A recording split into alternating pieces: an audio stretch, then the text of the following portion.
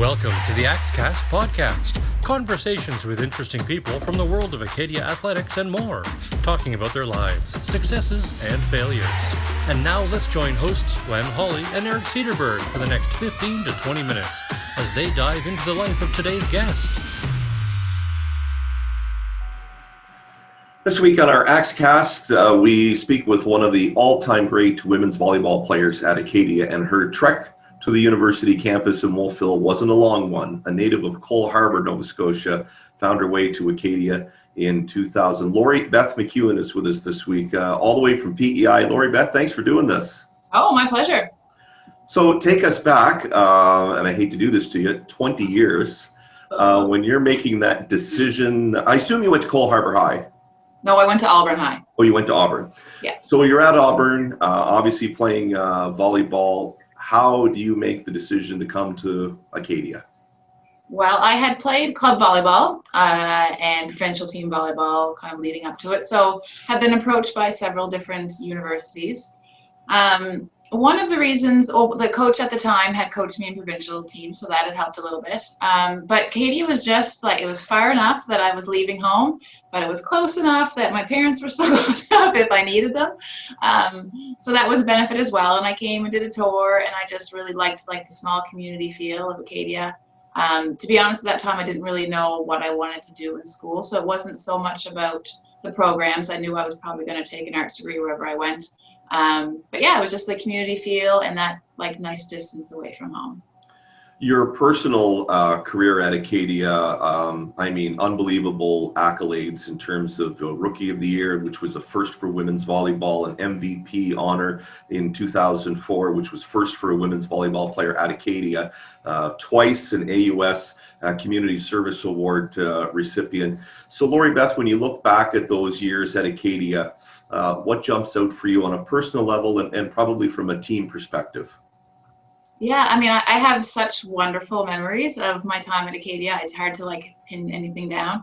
I tried to get involved in the community as much as I could because it was a small community and I wanted to really kind of find my place in that community. So I did a lot of volunteering with Smile and in the elementary schools and trying to get out and promote the sport and the program as much as I could. But yeah, I don't know. I feel like I grew a lot as a person while I was at Acadia, and yeah, we had a great team. Kind of went through a lot of different things as a team, and the team changed obviously every year, but always made some really great friendships. Friendships that I still have now with the girls on the team. And yeah, we did well. We didn't ever get the banner in the end, but we definitely tried really hard. And for me, yes, there was a lot of, awards and things that came along the way, but those weren't really as important as everything that kind of helped me get there, everything that brought me to that point. And most university student athletes are going to play for one coach over their 4 or 5 year cycle. In your case, you're recruited by Sean Jollymore. He's there for 2 years. He leaves, and then Joff comes in. So sort of a different experience for you in that you played for 2 university coaches. Yeah. And 2 very different coaches, so 2 very different coaching styles. So it was definitely a bit of adaptation, going through adapting from one coach to the other. But I think in that way, I probably learned even more. I kind of took what I had learned from Jollymore and all those skills, and then had learned a lot of different things and a different approach from Joff. So yeah, I think I actually was to my advantage to kind of experience both coaching styles during my career there.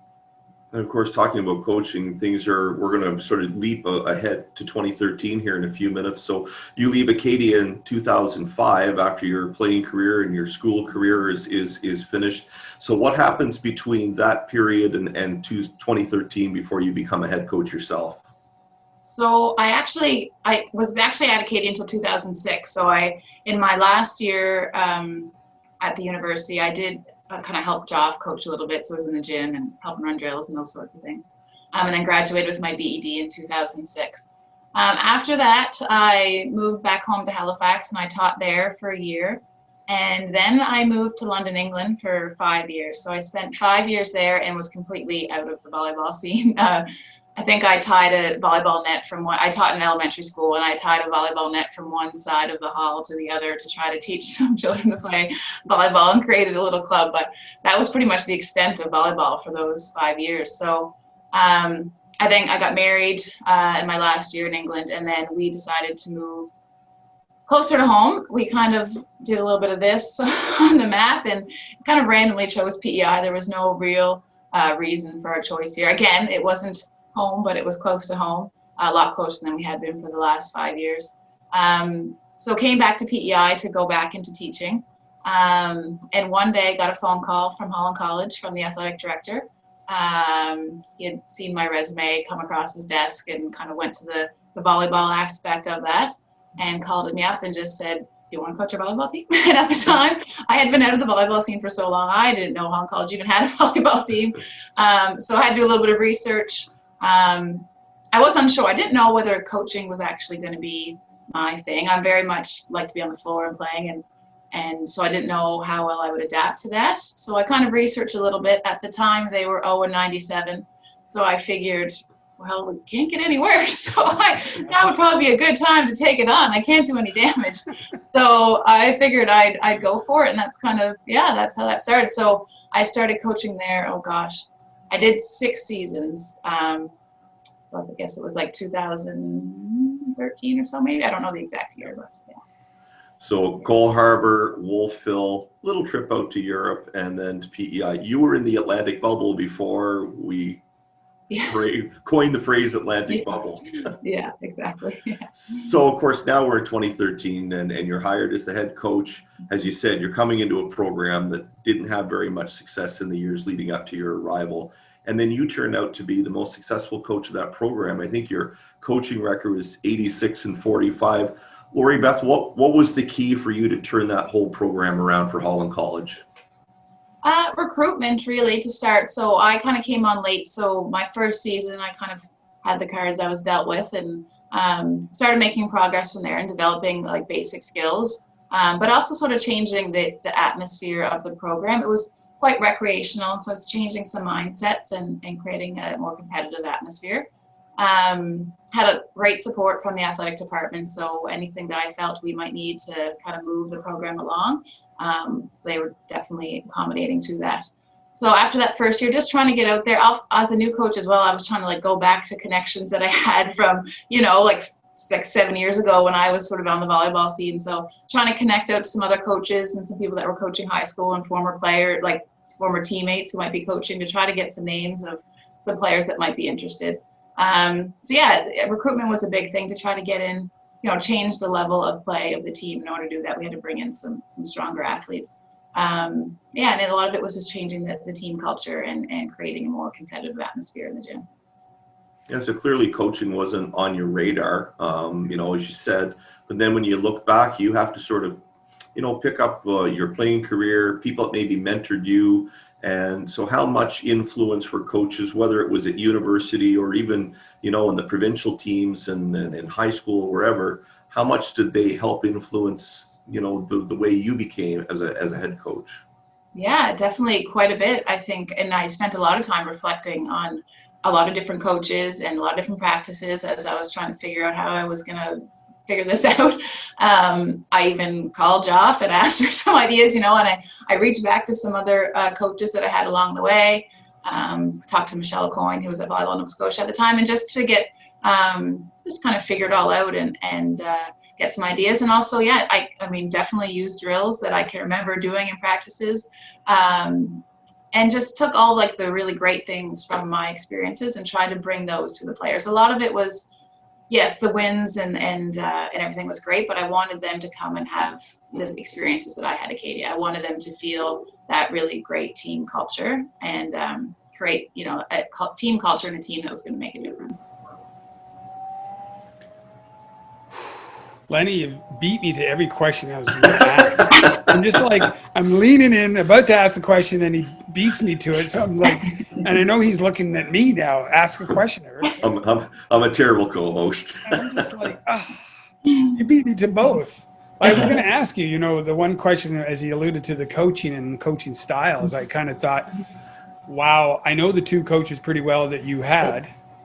two opposite sides of the spectrum, great coaches. And I kind of was curious because I haven't seen Lori Beth Dwyer, I won't call you MacEwen, coach. So I was kind of curious who influenced you the most in your coaching style? Oh, that's tricky. I would say aspects of both, if I'm honest. There was definitely aspects of both that I think I took along with me. Maybe a more sort of, I don't know how much detail I want to go in here with talking about other people, but maybe a bit more of like a relaxed sort of atmosphere from Joff. Like, you know, I wanted everyone to like be having a good time, but also, yeah, I don't know. I really think that I took a little bit from both of them. I don't. That was a loaded question I gave you, wasn't it? That was a loaded question. Sean, well, I mean, Sean he's a perfectionist and he's a very high-strung person. So I couldn't see you being that type of person. But then, no, and that's the thing. The funny thing is that type of person really drove me as an athlete. Like I really got a lot out of like a very strict atmosphere and kind of like being shouted at and someone in my face. Like that got me to perform. So it was funny. I reflected on that a lot when I was coaching because that wasn't me as a coach. I wasn't the yeller. I wasn't a shouter. I found other ways to motivate them, which is strange because that wasn't how I was motivated. I think if I had a coach that was quite as low key as I was, I'd be like, anymore. But it's just not my personality. So I'm kind of the same. I think all the years that I tried to play football, it was always that coach that was, on my back all the time that got me to play harder and harder. But then, when I coached, I couldn't see myself doing that as much. So anyways, I was kind of curious. I mean, Len kind of got you going on it. Yeah. And I decided to throw the big one at you. And I think you answered it well. So. Well, you know what? And I think it sort of bleeds into a conversation we were actually having before we even started this podcast with Lori Beth. And that was, coaching today's athlete, Lori Beth. I mean, times change. I mean, if you go back 20 years when you played, I'm sure some of the strategies and stuff that a coach would use then might not work in today's, world. Give us a sense of that. And did you feel it? Definitely. It was definitely an eye-opening experience. I guess I walked into a team culture that was quite recreational, and just by nature, I'm incredibly competitive. So, there was a lot of like laughing when mistakes were made, that sort of thing that I was like, what are we laughing? That's not funny. So it took me a while to kind of get to that too. And then just, I came to realize that I needed to be very honest with athletes, and especially with coaching girls, there's a lot of drama and things that comes along with that. And I learned that the more honest I was with them in terms of their place on the team and, where I saw things going, made those easier because those conversations had always been had. So for me, open communication became really important. And I wanted to make sure that they knew they could come and talk to me about whatever their feelings were on the court or things going on with the team. And having that communication constantly was important because there was always things going on. I also learned that the way I presented feedback, I needed to tiptoe maybe a bit more than I would have thought. Feelings were maybe hurt a little bit easier than I would have anticipated. So that was another thing I kind of had to learn the right way to give the feedback or to give the information, even though it's not always, as coaches, we don't always get to give, the warm fuzzies. Sometimes we have to be pretty blunt and to the point, and just kind of to figure out the right communication, the right language to use for that, to make sure that, I wanted to create that culture where people were happy to be there and I didn't want people miserable and that sort of thing. So I really took a while to I felt like each season I got a little bit better at that. Although each season I felt like it was needed a little bit more cushioning, a little, yeah. Well, it's interesting because you were talking earlier, you said the main focus when you took the job in 2013 was the recruiting aspect of it. And I'm a big believer, and I'd love to hear your thoughts on this, that, you can go out and you can sort of find that A-level player that you want. But I'm a big believer, especially if you're taking over a program that hasn't had much success, you need to build that culture.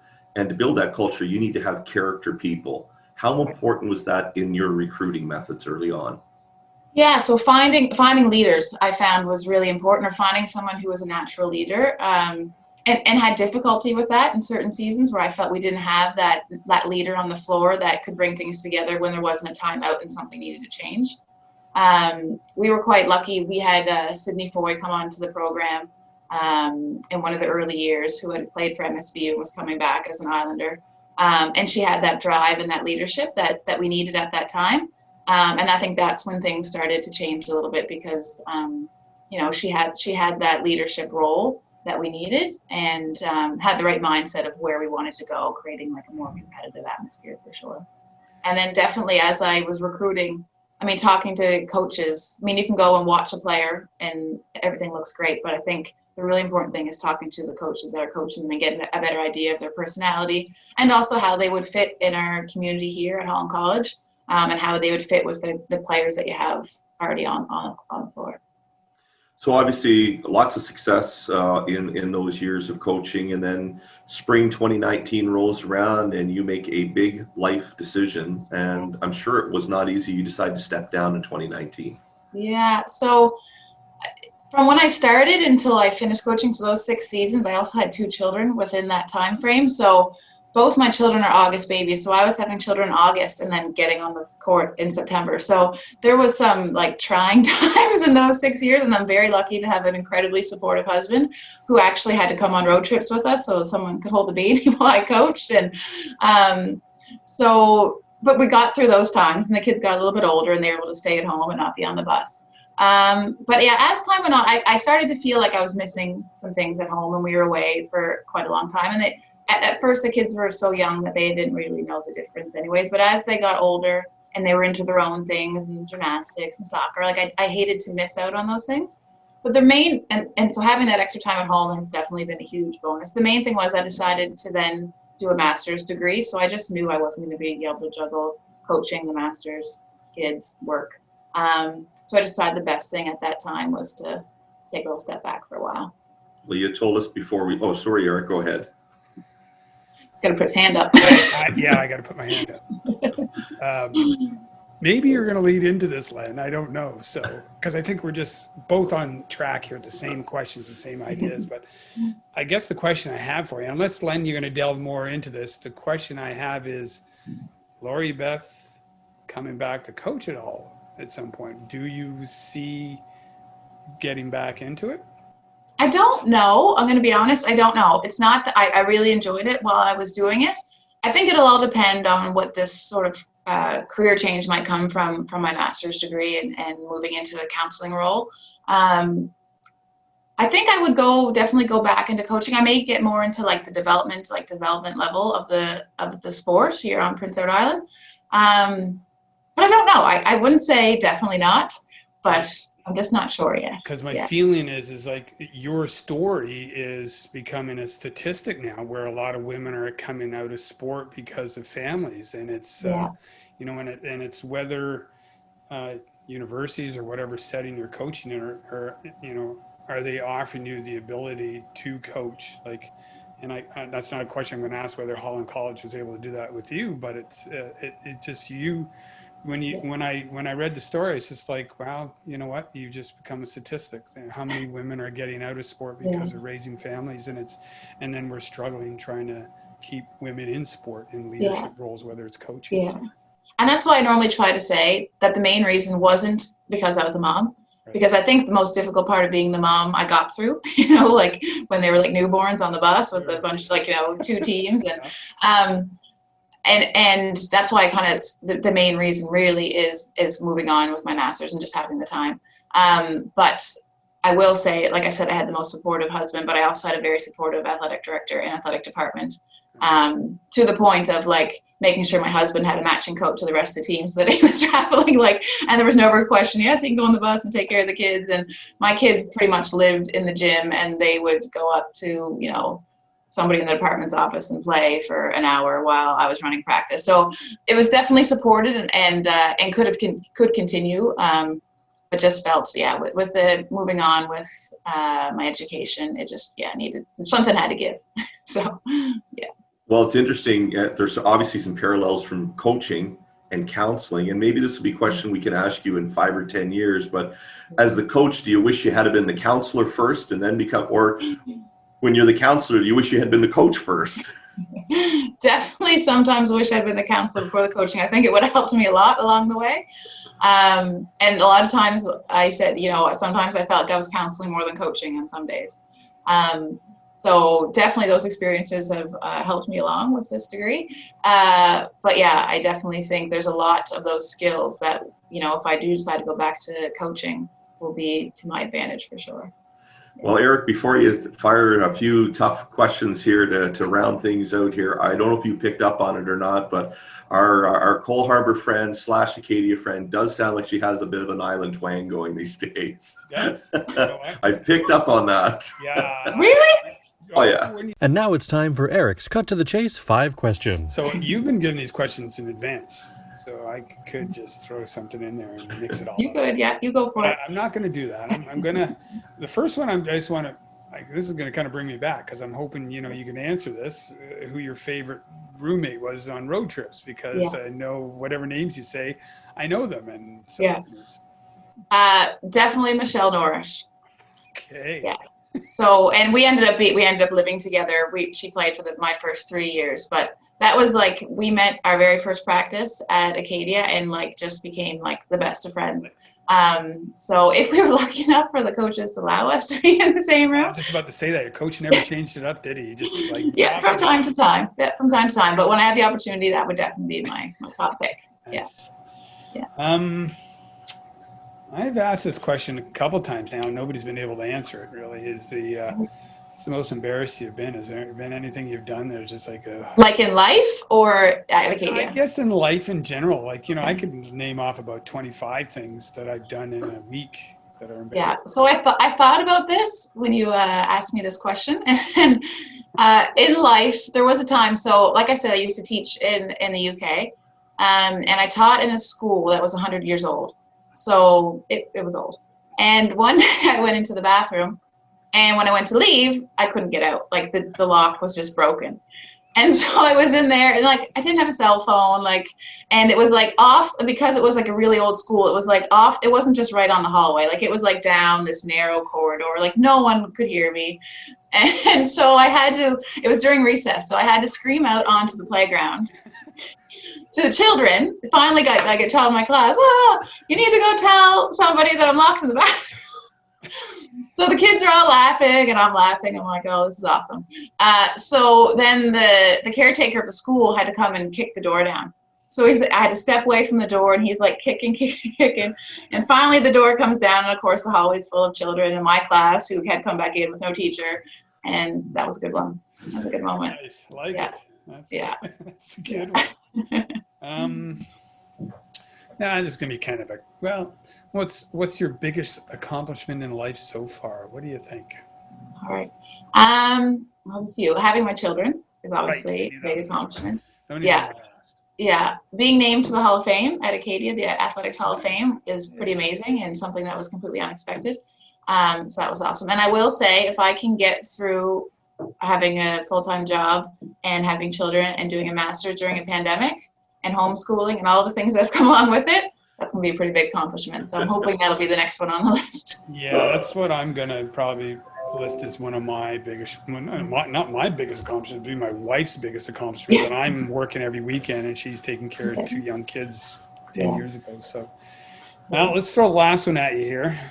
Could be the one that I have written here, or it could be something completely different. But I'm gonna give you the one that I have written down, because I just feel like a nice person today. Yeah. Let's ask you what 3 words are that you hope people would describe Lori, Beth, Dwyer, MacEwen, Dwyer. I would say I would hope that people would describe me as driven, compassionate, kind of goes along with becoming a counselor, and trustworthy. I think would be my top 3. Nice. Yeah. Well, you answered them all. She had them in advance, though, Lenny. I know, she had time to prep. She cheated. Well, you know what? This has been a lot of fun, and it's so great catching up and then sort of hearing about your journey after Acadia. And I was looking at my list of all the MVP awards that you and all the acknowledgements and accomplishments at Acadia. And then when you were talking about motherhood and masters and pandemic, we'll add another MVP to the list here when you get through all this. MVP mother. We'll see. Got to get through first. Lori Beth, thanks for doing this. All the best with your masters, with your family, and be safe through the pandemic. Awesome. Well, thanks for having me. It's awesome.